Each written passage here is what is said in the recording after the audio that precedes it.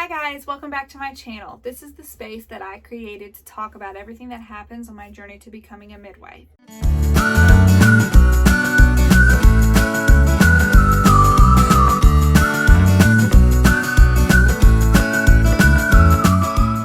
So today I wanted to talk a little bit about National Homebirth Week. I didn't even know it was National Homebirth Week until I was on Facebook and I saw somebody else post and I was like, oh, that's a perfect thing for me to talk about because I am so passionate about home birth. I wanted to just talk a little bit about myself and my journey and just kind of give you a bigger clue as to why I feel so passionate about home birth. So after having my first two, I just felt like there had to be another way. I felt very violated, I guess, with the type of births that I had. I didn't feel like I was being listened to, and even though they were I felt like people were pretending to follow what I wanted to do while coercing me into doing what they wanted me to do. And I really had that feeling both times, and not as much as with my first, but I had no idea about anything that had to do with birth. I didn't know there was another way.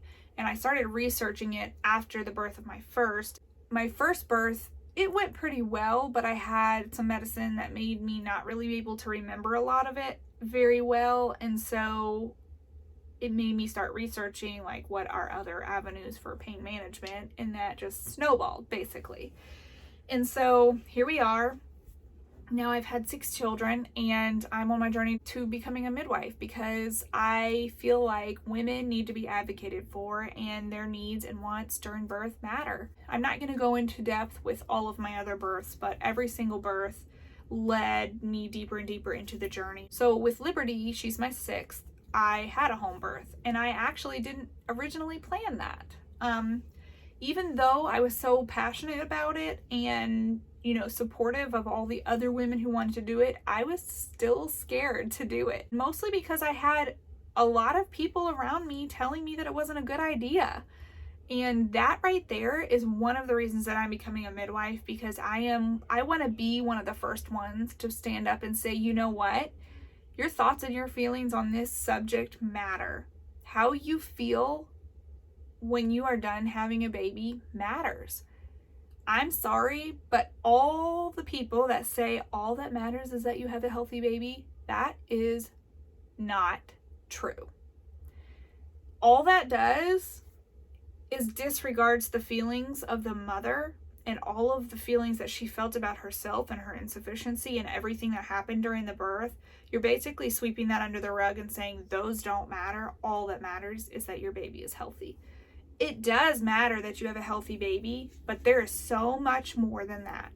And that is one of the reasons that I'm becoming a midwife, because I feel like that part of birth is being swept under the rug. It's simply not true. It's not a true statement. And people say it because they don't want to acknowledge that women weren't heard.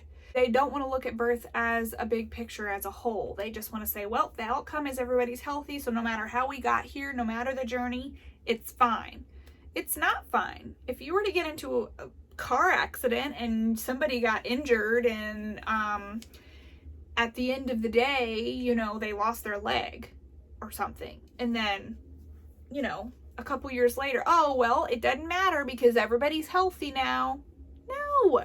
It still matters. They're still grieving because they lost what they needed or wanted. They lost a part of them. There's still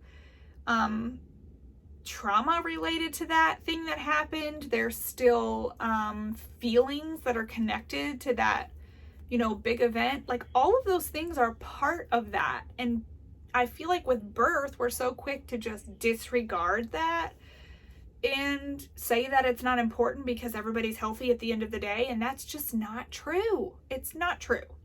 I'm getting off on a tangent, but I wanted to kind of just talk a little bit about what happened to me, and this also, the experience that I had with having my 6th child is also one of the biggest reasons that I am doing what I'm doing now. I've always kind of wanted to either be like an obstetrician or a pediatrician or something that has to do with babies, technically babies and mothers, but I just didn't really know exactly what. And then over the course of my years of having children, I knew that I wanted to be a midwife. But I kind of counted myself out of the race and was like, I'm already this old, and I'm, not at a point in my life where I can go to the school for that. And I just kind of like shoved it in the background and was like, I'm not going to be able to do that. It's just a dream. It's not going to come true. And I thought, well, I'll be a doula. And so I planned and researched and kind of got, some ideas together for that. I ended up, being with some people through their labors, and I didn't really train formally, but I felt like I had a good understanding of what is involved in, being a doula. I was a good support for a couple people, and then that ended up not really fulfilling what I felt like I needed to do. And so then I just kind of went back to being a mom, and I was just like, I don't know what I want to do. And so, as some of you know, I'm also a photographer, and I do it mostly for fun. I have done it for business in the past, but my passion is really just creating artsy pieces, and I just don't do it as a business full time right now. I wanted to kind of delve deeper into maybe like birth photography or newborn photography, and I did that for actually a long time, and I really, really enjoyed that. And I actually still would pinch hit with that now if the opportunity came up, because I loved it so much. But at the end of the day, it still wasn't what I wanted to do. I wanted to be the one in the room telling the mother that she could do it, that it was okay. These were her options. What do you want to choose? I wanted to be the one there making that woman feel empowered, giving her hope, and helping her have a healthy outcome that she was happy with at the end of the day. So what I found was, while being in the room with someone having a baby, a lot of times they were not being advocated for. They were not being supported in the way that they felt they needed to be supported.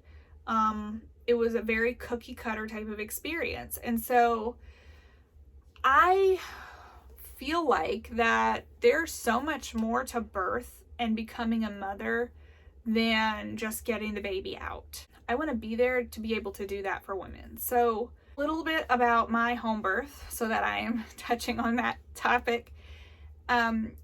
As most of you who know me personally know, with Maisie, my fifth, I had a C-section, and I will talk more about that. I'm gonna do a series on the births of all of my children.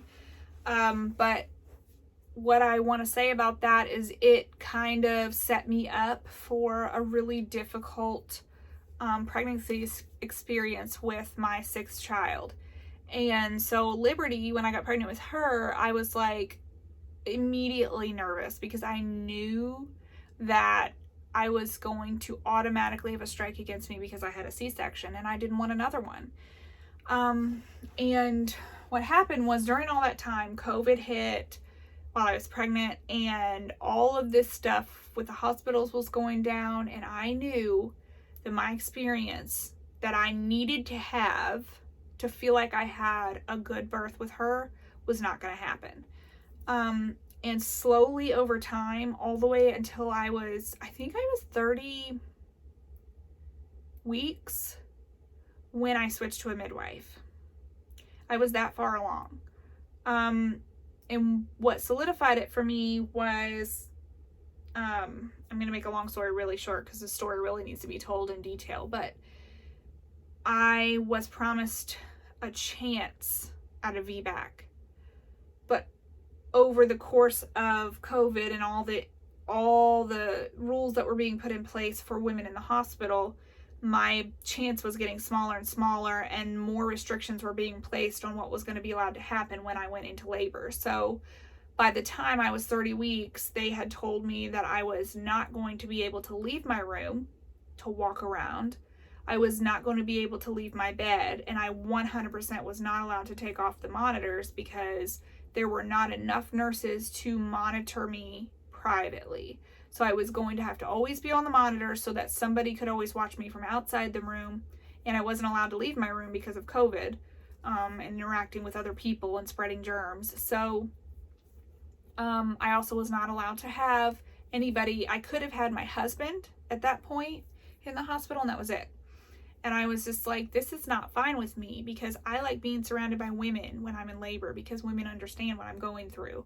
That's one way that I feel supported, and I needed that. And so the fact that that wasn't going to be allowed really, really was hard. I swallowed that though, and I was kind of like, it'll just be him and I. And then they told me what they told me about being stuck in bed. And then I knew with my past birth experiences, if I was stuck in bed, I would not do well. I came home and I was crying to my husband, and I was just like, I know that this birth is going to turn out with me being stuck in bed with a nurse who is overworked, underappreciated, and just doesn't have the time to really, really support me. And I don't know if I can do this. And it almost, to me, seemed like it would be better to just go ahead and schedule the C-section and get it done, because I didn't want to be stuck in a room suffering. That's not the type of person. I want to walk, I want to move, I want to be, I want to do. And I just wasn't going to be happy with that. And he said, hey, honey, call Midwife. And I was like, I don't know if I can. Like, I couldn't bring myself to do it. And I don't even know exactly what transpired in my brain, but you know what? I told myself, I just kind of had this like realization that like, this is your last chance. If you don't have a home birth now, you're never going to have one. And if you don't have a home birth, how can you advocate for it? How can you, and I'm not saying that you can't if you don't ever have one, but like for me, I felt like I needed to be able to connect with women on a level that was personal and that I understood, because I had been through it. And so I thought, you know what? I know I'm going to be a midwife. I know that's what I want to do. So I need to experience this.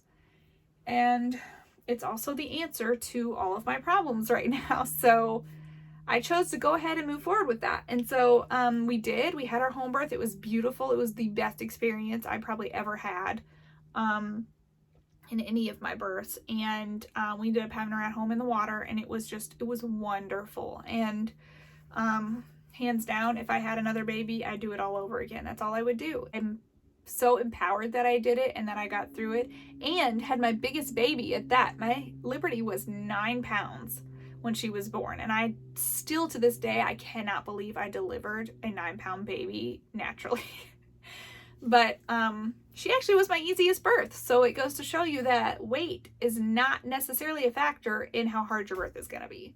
So anyways, I am just so grateful that I am pursuing this now, and I am praising Jesus that he has allowed me to be like at this point in my journey, because I'm very nervous, but I'm excited because I've always wanted to do this, and I want to be able to help women in this way, and I know that I can do it. So yeah, that's kind of a little bit about my journey. I will go more into depth in some of the other videos that I make, like I said before. At the end of the day, no matter where a mama gives birth, I just want them to feel empowered and informed, and like they're making good decisions for themselves and their babies. And I hope to be able to help them with that. So yeah, keep me in your prayers, and I'll talk to you soon.